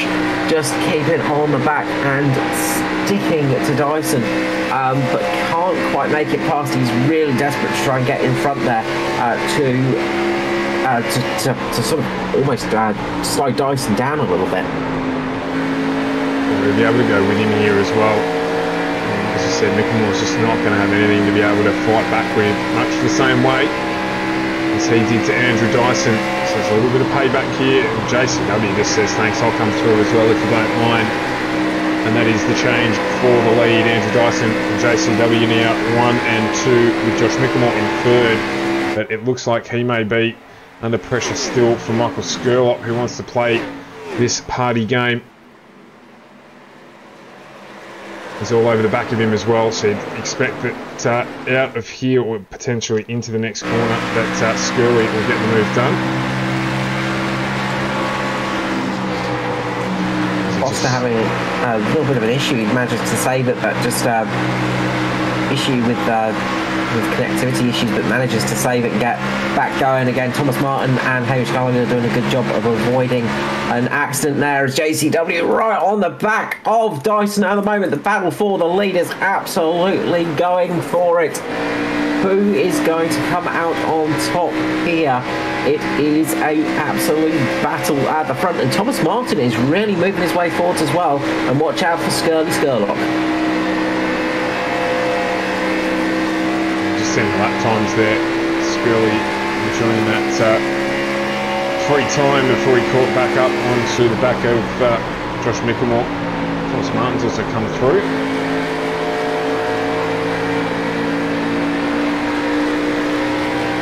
Foster now makes the move over Mickelmore as well. So just that 20 lap tyre differential. There's a caution here. I'd probably expect to see certainly at least those who pit on lap 45 take the gamble of there not being another caution. Question is, I don't think those guys that stayed out can actually make it to the end on fuel. Okay. So Mickelmore, Jaden Russell, Hamish Gallagher, Cade Donnelly, Troy Davidson, Matty Hunter, those guys I don't think can make it to the end on fuel. I think they're just going to be a bit tight, so they are going to be wanting a caution towards the end of this race, but then it's going to be everybody jumping in and then everybody will be on those same tyres. Because everybody has pretty much saved tyres. The only driver I think might be in for a little bit of trouble would be Thomas Martin. I think he's used up all 3 sets of tyres, so he's probably the one that's not going to want a caution tonight. Interesting. He has stopped 3 times. So has Stephen Williams, who we're on board with now. So just depends. Whether or not they did take a set every time they stopped. Certainly at the moment, Stevie Dubb took a set on 66. So the pace that he's putting out, always catching up to this lead group. As now Foster's putting some pressure on Thomas Martin. This is for P4. Both drivers on fresh tyres. As Scurley's also closed up on JCW up at the front. Who's still sticking with Andrew Dyson, so these guys will make it to the end if there are no cautions. Yes, will Scurley be able to pull a little bit of an upset here and come not from nowhere, but just absolutely jump out and be able to usher his pony forward and take another victory, or at least another top 3 finish tonight. You can't bet against Scurley. It's never a wise idea. JCW looking for a win. It's been a while since we've seen JCW at the top of the step. Quite a long drought for JCW at the moment, and Andrew Dyson, as we always know, very quick and always improving on these ovals, which is a absolutely scary thing to think about. It's a real boost there for JCW, but nothing too bad. They're just able to maintain position at the moment. Scurley just having a little look. Foster makes the move on Thomas Martin a little bit further back. Foster getting through and getting underneath Thomas Martin there, and making the move up to P4. And speaking of drivers that are a bit of a, coming from nowhere, Foster, he's had a good race. He's been up there all night long, and I'm sure he will be happy to return from a nice little break away and get a victory under his belt. Meanwhile, Scurlock and JCW are side by side as they come across the start-finish line. Scurley's got a little bit ahead. He's ahead by just a nose at the moment. Will he manage to get it through the corner and make it past JCW? It's going to be close between these two. Yeah, there's going to be a bit of a drag race on here. Down the back straight. Who's going to be able to take it out here? Both on equal quality rubber. So Scurley just holding there really well. I think he's going to probably be able to close this out, you'd feel. Move up into P2. Cuts across the apron there, gets a good run, and now up into P2. He's going to be able to close that one out. Don't forget, if you are joining us on the stream, we'd love it if you could hit that subscribe or notification button as well, so you get to see all of our live streams on FGM Cast. Gurley just gets a little bit loose, and that's given JCW the chance to get past again, but JCW is stuck up on that high line. He's going to be starting to burn those tyres a little bit up there. He's going to start getting a little bit of overheating issue. Meanwhile, watch Skirley cut across the grass here. He is absolutely on it, just using every inch of the track, basically mowing the lawns at the moment and harvesting a little bit of that grass into the front intake of that car, but really taking those lines. They're doing a great job, as always, as you'd expect. But JCW now just tries to close out the door, does so. And so he is now back up into P2. Great driving from these two. 88 to 120. Couple of swaps for position there. That's a battle for P2 at the moment. A little bit further back, if you're wondering, Josh Mickelmore now currently in 7th with Jaden Russell, Hamish Gallagher. So they're the 3 drivers on those older tyres. Collected on lap 45. Interestingly enough, Lachlan Mercury now starting to make his move up through the field. He pit on 66, so he has fresh tyres. Just trying to make his way through as he gets close down in on Hamish Gallagher there. Great driving from those two. Thomas Martin does have a fresh set of tyres. Sorry, he came in for a fuel stop and did not take tyres. So Thomas Martin does have 1 set left of tyres. Right, so he is in a good position. Can you check, Carl, see if Stephen Williams is in that same position or not? He has pit 3 times, but taking tyres on lap 66. I would hazard a guess and say no, but I'll go back and see what I can find out. That was more from memory then. I just remembered Thomas Martin. I thought you'd gone back through and had a look. Okay, fair enough. It was more from remembering something earlier in the race. We will find out. Yes. I believe Stevie Dubb does still have 1 set left as well, but we'll find out if there is another caution. If it goes green from here, there's a couple of drivers who are in trouble. They will not make it to the end. And that wish that Matty Ray might have looked for will potentially come true, because one of those drivers in trouble is Hamish Gallagher, so he will have to stop again. Yeah, losing those positions will help out. No, Stevie Dubb does have a set of tyres remaining, so he came in for fuel. There you go. So it's going to be, look, if it remains green right here, it's going to be trouble for those that stayed out. And, you know, it's really going to start getting to them. In about 10 laps, they're going to be getting to that danger zone where they're going to be running on vapours. And they'll have nothing but an oily rag left in their tank to get them through for this race. There's a great battles going on between Jaden Russell, Lachlan Okio and Hamish Gallagher at the moment. Those 3 fighting for 8, 9 and 10 as Lachlan Okio gets underneath Jaden Russell at the moment, tries to make the move right here.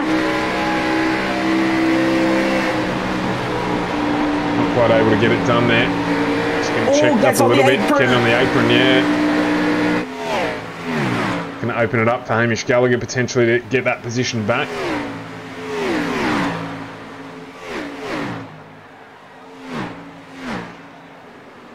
Gallagher really trying there, can't quite make it work at the moment. Lachlan Okio, of course, on much fresher tyres, so he's able to make this work a little bit. Jaden Russell, of course, on the older tyres. So Lachlan Okio does have fresher tyres, just got to make them work and try not to burn them off too quickly.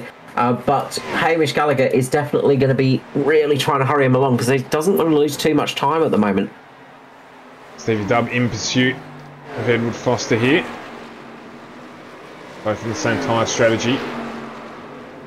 So, can Stevie Dubb catch up and put any pressure on the Atari Autosport number 53 entry?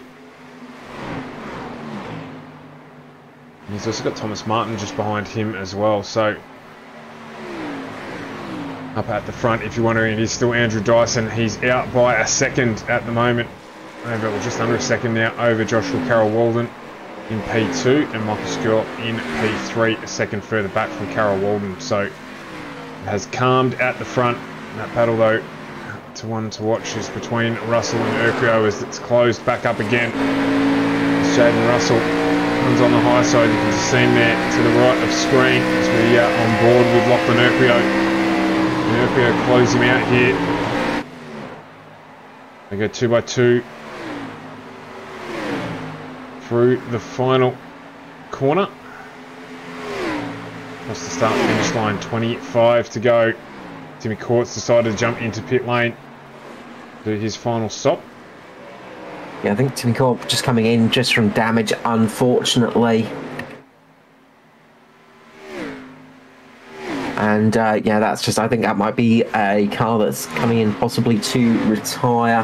I think possibly, we'll find out. But yeah, that car is very much on the end of its running ability. I think it's just looking at the background there in pit lane, and it looked like it was on fire, but of course it's just the imagery in the background on the podium there. So yeah, it looks like he's in there for a little while now. He's already been there for over a minute, so just getting some repairs done or potentially out of this race as Dyson starts to make his way through more lap cars. That's Norm Clark going a lap down. Dyso going to have to deal with that as he makes his way through. Aidan Schultz is next on his list just up the road. Aidan unfortunately getting involved in one of the bigger incidents early in the night that did result in a significant amount of damage to the Azea Esports entry 52 of Aidan Schultz. That's it, getting past Norman Clark there, just falling back. Unfortunately, Norman Clark going a lap down, just a bit of damage on that car and getting involved in a couple of incidents, sadly for Norman, and that's really hurt his race. So he will be he won't be too dissuaded from it. You know, Norman is always good at racing and always happy to be out there, but imagine he will be a little bit annoyed that he couldn't make the most of it tonight. He was running up in P6 at one point in time, so he will be a bit disappointed with that. As you can see, JCW there just getting under Peter Wilkinson, giving plenty of room to those coming into pit lane. Sorry, the first of those cars that hadn't stopped is Matt Hunter, and he's coming into pit lane. So that tells me that they are having to come in soon as Gallagher and Lachlan Urquio make contact. Lachlan Urquio manages to just about save it, but Gallagher got a little bit of damage on the front of that car. Lachlan Urquio might give him a little bit of payback here. No, decides to be a little bit cautious on this one. But Hamish Gallagher really pushing it there and almost made a dog's dinner of that one. Urquio needs to think about it a little bit here because, of course, he is on fresher tyres than Gallagher and is fueled to the end if he needs be. Got 20 to go here, so every chance it's going to stay green until the end, and Gallagher's going to have to pit in. Urquio will not, so he can just run his own race a little bit here, play that gamble.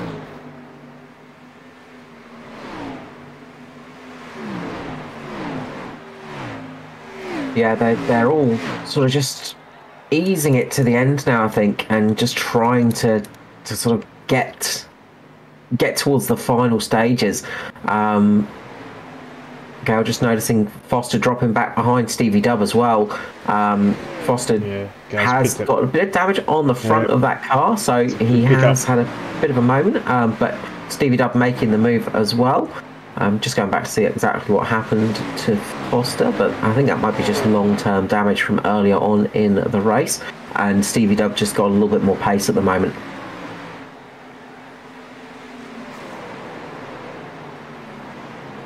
I think there was a little bit of contact earlier on in the race. So lap 91, Foster just went up into the wall a little bit, just lost the rear end across the tri-oval section, and that's lost him a bit of time there. Meanwhile, up at the front, it is the Halloween-esque livery of Andrew Dyson leading over Joshua Carroll-Walden, doing a good run. Brenton West in pit lane. So Brenton West coming into pit lane right now, and that's interesting because Brenton West. That's his 5th stop, so potentially some damage to repair again there. No, he's getting tyres, so. I'm wondering if it's touch and go on fuel for the leaders, and maybe a couple of them are just fuel saving a little bit. It should be okay. I mean, If, yeah, Well, we'll find out. It's only 16 to go, so if yeah, they should be okay. don't see Gallagher and the lights pop into pit lane yet, so we know the differential.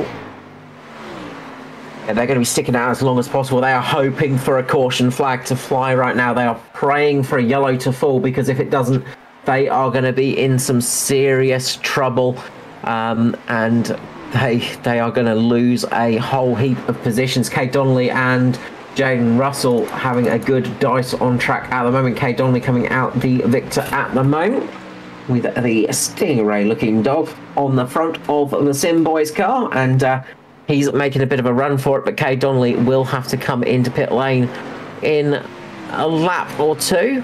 I think they can probably make it maybe about 5 more laps with those cautions, but that's going to be about it. Matt Hunter could be in for a good run on those guys, as he came in a little bit early, so he's going to be using those tyres to his advantage and getting a little bit of a jump on those guys. So he'll get a little bit of that undercut on some of those drivers that have stuck it out there. Of course, when those drivers do come into pit lane, they will have some nice fresh tyres on that car, and they will be able to make up some positions and maybe a little bit of speed. Looking down the field at the moment, Luke Georgeson sitting out in 13th position. Got Gary Wellman all over the back of him at the moment. Luke Georgeson on the lead lap still by just a tiny bit, as right now he falls down a lap as Gary Wellman just keeps up ahead of him as the 2 leaders just pass by, as into the pit lane comes Josh Micklemore. So Micklemore is pitting. Micklemore coming in, Jaden Russell, Davison as well.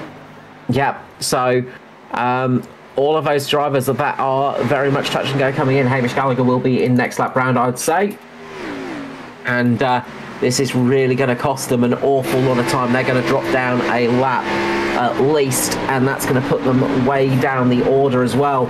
So into the pit lane comes the 13, Hamish Gallagher, and he is going to sail it in, and didn't get cooked for speeding there.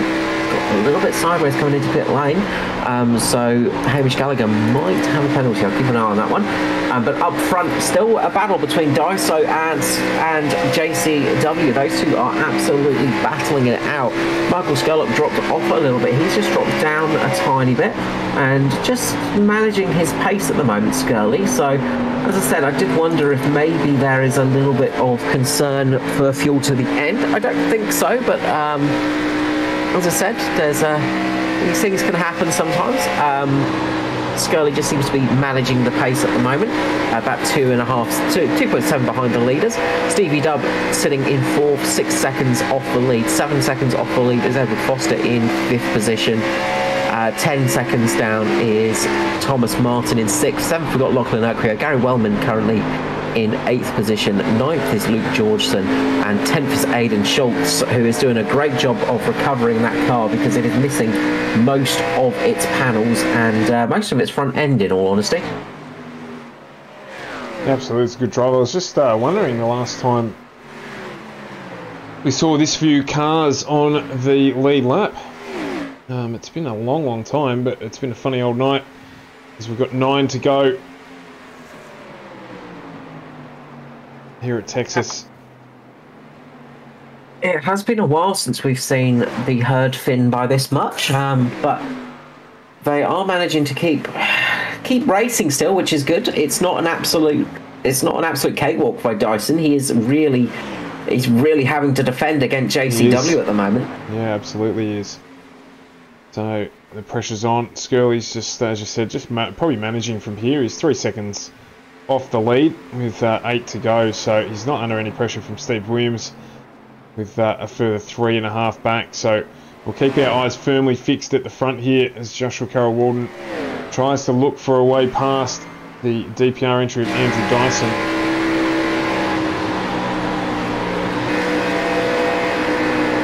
Looking every which way possible.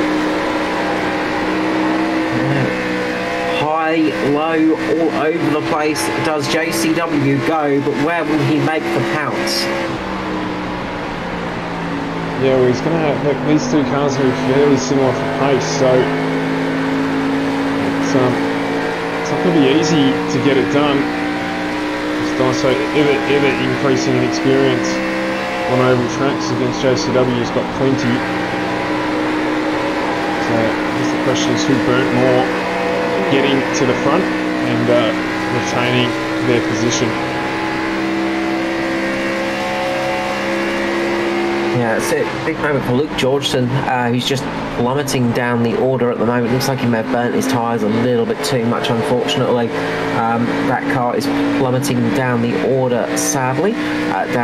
Was running up in P9, now down to P12 after a couple of laps, and just can't quite keep that thing on a line at the moment, and mixture of damage and tyre wear. Meanwhile, JCW getting a little bit tail happy through the corners. That car is starting to just get a little bit waggly. A little bit like an overly excited Springer Spaniel when it comes to greet you at the door. It's just getting a little bit tail happy at the moment, just wiggling a little bit at the back and getting just a tiny bit on the edge. So JCW is definitely pushing. He is really trying to get Daiso here, but what can he do? 4 laps to go in a matter of seconds.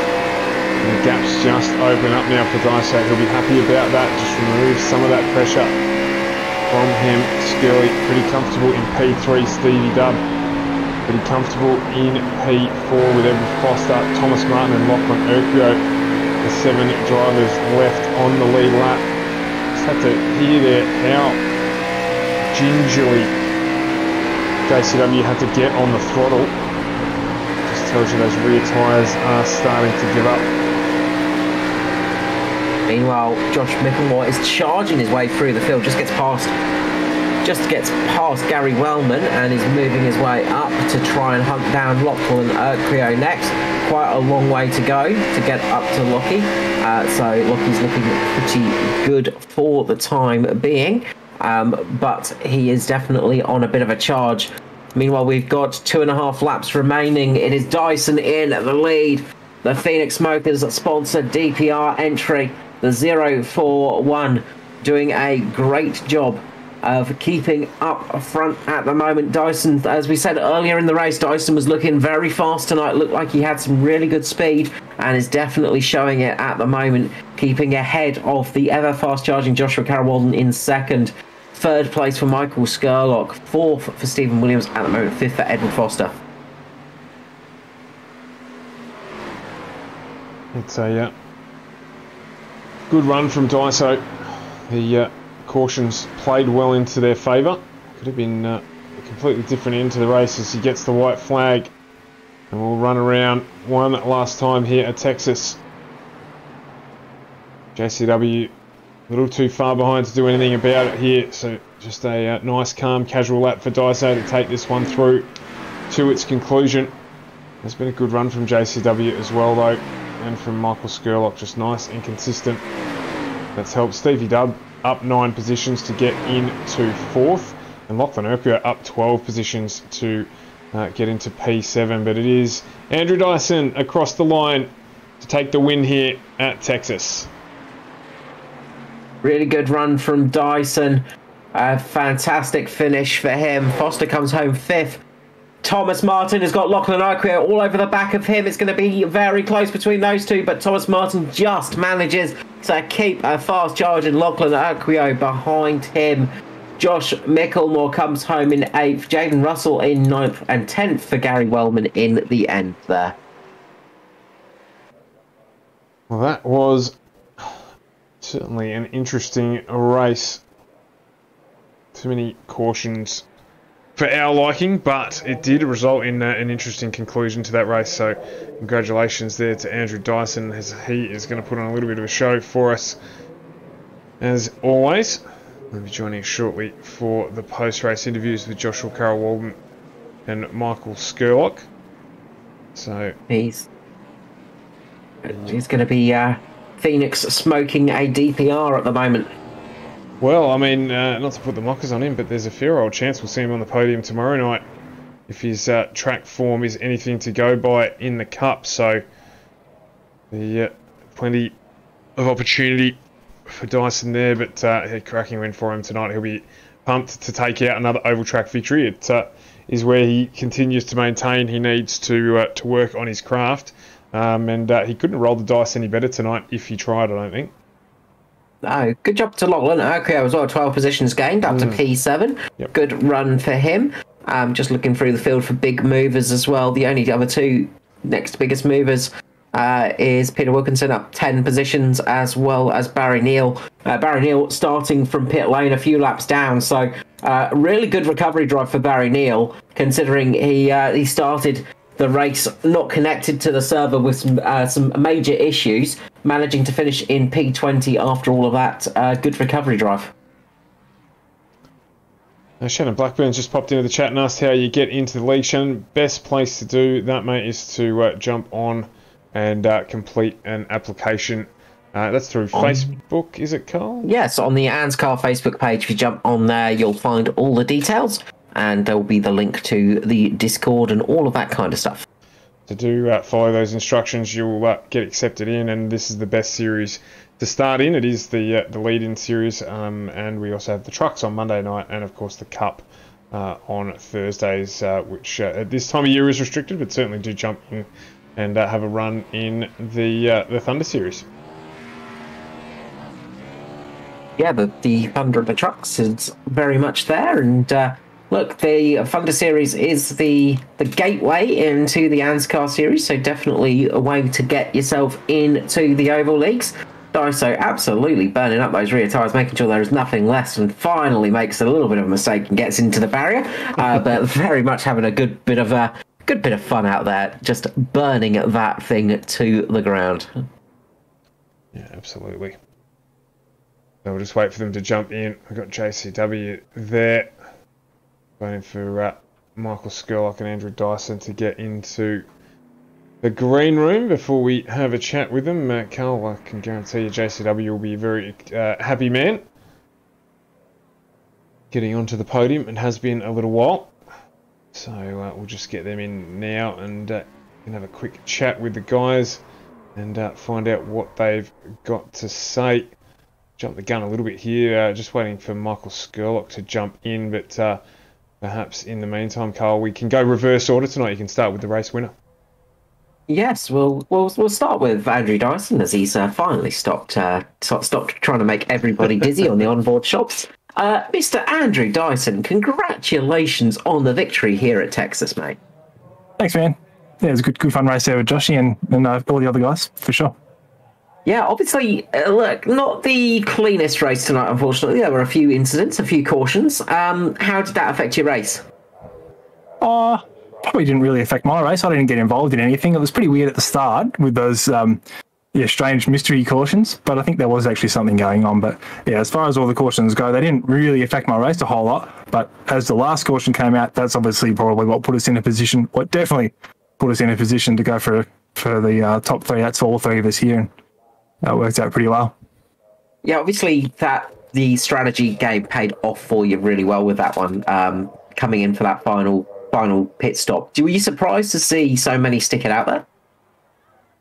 Oh, not really, because the guys that did stick out, they'd only pitted just not long before, and I'm not sure what their tyre situation was, but that must have factored into it a little bit. But yeah, like I said, it worked into our hands pretty well because there wasn't another caution. So yeah, it was that's the way it goes sometimes. You got to get lucky and take them. That's it. As we said, you were probably praying for no caution flags towards the end of that race, but you had a lot of pressure on you from Mr. JCW at the end of that race. He was really putting it on you and did not make it easy for you. Yeah, he was right there. He's having a dip, that's for sure. That's good. That's what you want to see. Everyone's out there having a hard race, so that's what it's all about. Now, look, congratulations on the victory tonight. We'll be seeing you tomorrow night in the Cup. Yes. Yeah, hopefully I can get a win on a Cup night because, again, I've got a W, but it's the wrong bloody night of the week. And I'll tell you, it's pretty hard to get a W on Thursday nights at this time of the year. It's, yeah, should have saw that coming. Yeah, well, I mean, we're at the Roval, so, I mean, there is a slight advantage to you. So, I mean, you tend to do well there at the odd Roval. So, we might well see you in the booth tomorrow night. But if we don't, make a good shout-out for this one, for your sponsors, and the fantastic-looking Halloween-esque inspired DPR livery that you're running tonight. Yeah, I didn't really think of Halloween when I came up with that one, but it does look a bit, looks a bit like, what are they, pumpkins and stuff, but, That's kind of cool. I didn't think about that, but yeah, thanks to Simmings.com, South Lisbon Hoist, Benmax, BetSmart Racing Services, Alcohol, all those cool people that help us out. Thanks to you guys for putting on the broadcast, and thanks to all the drivers for showing up, and ANZCAR for putting it on. You're always welcome. Thank you so much, Di. So, look, hopefully we'll catch you back in the booth short soon. I'm pretty sure we might see you tomorrow night, but not to put the curse on you too early. No mockers, mate. Fingers crossed. I'll be having a go, so hopefully everything goes well, and we can have a good result, but we'll see what happens. We'll catch you later. Thanks, Di. So, next up, we head to P2, and I'm pretty sure I could hear a slight cheer without even getting you into the broadcast booth, JCW. You must be pretty happy to be back up in the top 3. It's been a little bit of time since we've last seen you, mate. Yeah, man. Yeah, it has. It's been a bit of a dry spell as of late, but I'm quite happy with how my race panned out tonight, and it was. I pushed really hard for that rest of the green flag stint, but with the way the setup was tonight and the unusual way that Texas is set up, was a very weird race to actually drive. Yeah, how tricky was the car to handle tonight? It looked like everybody was struggling with the rear. Yeah, man, it was, the car was bipolar, so, it would push, through turns 1 and 2, and you'd, be in, real strife if you, got even slightly wide, you'd be in the outside fence in turn 2, but then once you reached, turn 3, turn 4, the thing was loosening all over the joint, so it was a real balancing act. It was a real tightrope, and it has been a while since I've done any races around Texas, but yes, in the time I've been away, it's definitely changed a lot. Yeah, look, it did not look like an easy one out there at all, but you sort of, I would like to say you didn't make it easy for yourself, because you were really battling towards the end between yourself and Skirley and Mr. Dyson. You definitely had the bit between your teeth tonight. Yeah, man. Yeah, I knew I had a decent, pretty good chance to get a good result with the strategy I was running. So, yeah, Skirley and Dyson, they don't race me that easy, and I don't race them that easy, and that's the way I want it, man. I don't want easy overtakes. I want to actually work for every spot I can get. So yeah, it was good fun out there.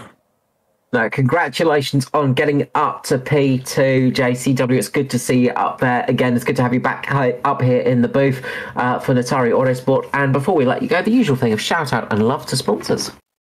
Yeah, so shout out to the team at Natari. Ed had a rough night. He had the black screen of death midway through the race, which cost him.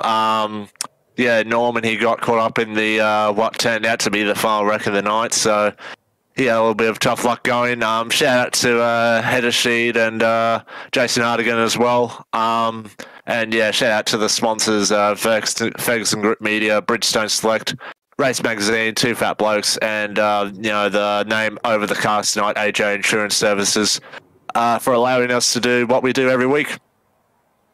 Well done on that one, JCW. Good to have you up here in the booth. Hopefully we'll get you back very soon. No worries. Thanks, guys. Next up, we will head to the Welsh pony and cob farmer himself, Mr. Mickey Skurlock. Congratulations on the P3. Always a pleasure to have you up here in the booth. Oh, mate, always a pleasure to be here. I was just thinking, Josh, you must be bringing in some bank, mate, with all those sponsors, eh? I know, right? He's got way too many sponsors. I mean, your car's relatively naked. Oh, mate, it is. You only need one sponsor. This is... we have to censor your car out sometimes because it's so naked. It's just to see a big line of pixels going around the screen. Congratulations on tonight, mate. It did not look easy out there, and you had some tough battles. Yeah, I'm a bit opposite to Josh there. I like my passes easy. I like everything easy. And there was a bit there at the end where I was like, oh, I've got him here, I've got him, I'm reeling him in. Look at this, Murky, I'm coming. And then then I got inside of Josh, and then he was stuck to the outside, and I couldn't get in front of him. I couldn't get in front of him. And then I yelled at him. I was like, you better catch him, man. And then I almost heard him go, all right.